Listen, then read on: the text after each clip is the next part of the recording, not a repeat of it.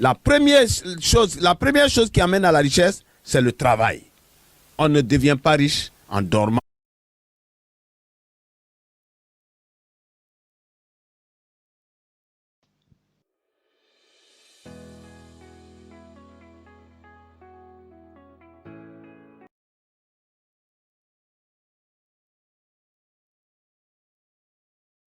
La richesse, c'est quoi? C'est le fait d'avoir une abondance matérielle. Là encore, souvent j'évite le mot qu'il faut, mais sinon si je devais utiliser le mot qui sied, je dirais prospérité. Parce que la richesse, c'est le fait d'avoir de l'abondance de biens, mais l'abondance de biens ne veut pas dire toujours qu'on est heureux. C'est pourquoi certains disent l'argent ne fait pas le bonheur. Oui, la richesse seule ne fait pas le bonheur. Mais quand la richesse s'accompagne de certains aspects qui sont comme avoir la paix, être en symbiose, en harmonie avec l'entourage, là on parle de prospérité. Donc je dis tout le monde peut être riche. Je dis même souvent que si quelqu'un naît trouver ses parents pauvres, ce n'est pas sa faute. Mais si quelqu'un meurt pauvre, c'est de sa faute.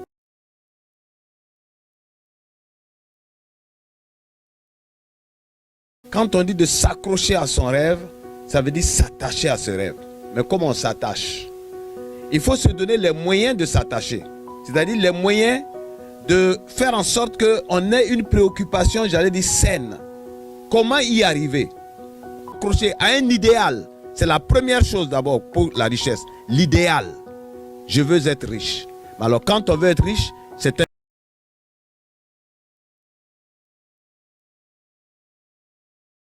c'est la deuxième partie de l'idéal.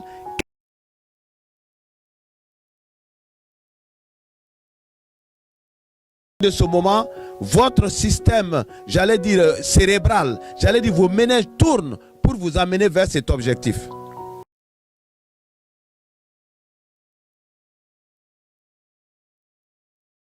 Mais je vais les ramener sur terre.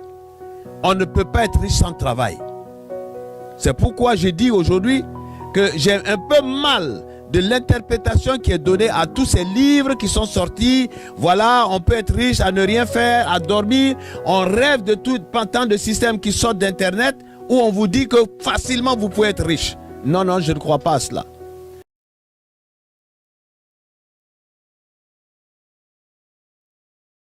Être riche, d'abord, doit se mettre dans la tête comment y arriver. Nous disons qu'on ne peut pas être riche par le salaire. Ça, tout le monde est d'accord. Mais le salaire est une base. Parce que lorsqu'on parle d'entrepreneuriat, la jeunesse pense aujourd'hui qu'il suffit de dire je fais quelque chose, je laisse l'école, je fais quelque chose et puis je deviens riche. Non, ce n'est pas comme ça. Parce que vous allez laisser l'école. Mais il faut partir de quelque chose. J'ai dit c'est vrai, on peut partir de zéro. Mais quand on parle de 0 francs, on a quelque chose à côté qui est la formation.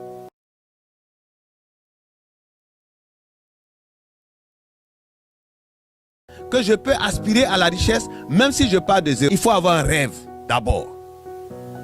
Quand vous avez ce rêve, ensuite vous vous donnez les moyens d'y arriver. Souvent, que nous sommes en un siècle où les mots se sont déplacés. La richesse tout seul, ça n'existe pas. La richesse en dormant, ça n'existe pas. Ne rêvez pas pour rien.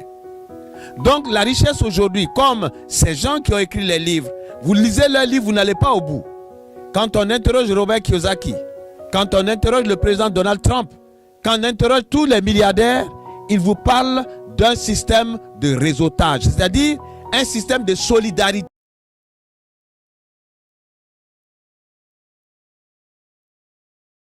Même l'entreprise est le fait de se mettre ensemble.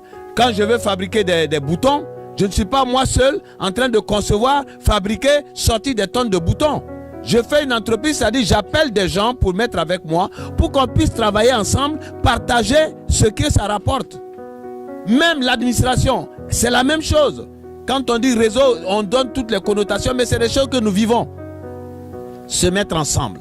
Dans ce 3e millénaire, vous avez lu les livres, il y a ce qu'on appelle des entreprises solitaires. Je vais faire mon maquis, je vais faire mon poulailler, je vais faire mon blog sur internet, je vais vendre ceci, je vais vendre cela. Tout ça, ce sont des activités solitaires. On ne peut pas être riche avec ça.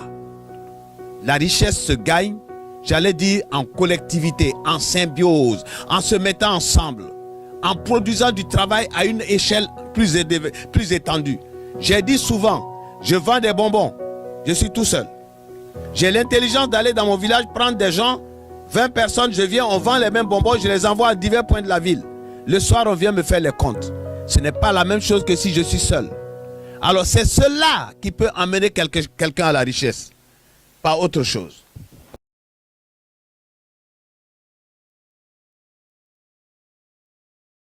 Qui apprend à faire quelque chose, il va à l'école, il va en formation.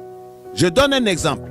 Quelqu'un va en formation, il sort analyste programmeur, ou il sort ingénieur, je sais pas, de conception en informatique. Alors, avec j'allais dire ce background, ces connaissances, il va maintenant créer une entreprise. Mais ce qui serait le mieux, c'est que déjà qu'il ait cette formation et qu'il travaille d'abord pour avoir de l'expérience. On n'est pas entrepreneur comme ça, on sort, ouais, je ne vais pas à l'école et puis ça y est, on devient milliardaire. Non, il y a un chemin à suivre. Donc je dis d'abord se former. Se former. Quand on dit l'école, là, ce n'est pas le fait d'aller parler français, philosophie, etc. Non, l'école, c'est toutes les formations, tout ce qui nous permet d'apprendre quelque chose. Donc, il faut se former. Et une fois qu'on s'est formé, il est souvent mieux de travailler d'abord pour quelqu'un. Pour avoir ce qu'on appelle l'expérience. Au Canada, par exemple, quand vous allez concourir ou quand vous allez postuler, on regarde l'expérience. Même si vous avez travaillé dans des cafés, vous avez travaillé où tout ça, c'est de l'expérience qui compte. Que celui qui aspire à l'entrepreneuriat doit se former dans un domaine d'abord. Ensuite, s'il peut avoir un emploi, il va aller travailler pour quelqu'un pour avoir de l'expérience. Et pendant qu'il cherche l'expérience, il met de côté de l'argent. C'est cet argent qui va lui permettre d'entreprendre. L'entrepreneuriat, pour devenir riche, passe par des critères qui est d'abord la formation, l'expérience, maintenant le capital. Et c'est comment avoir le capital, c'est comme ça que nous réfléchissons, comment avoir ce capital. Parce que les banques ne financent pas toujours.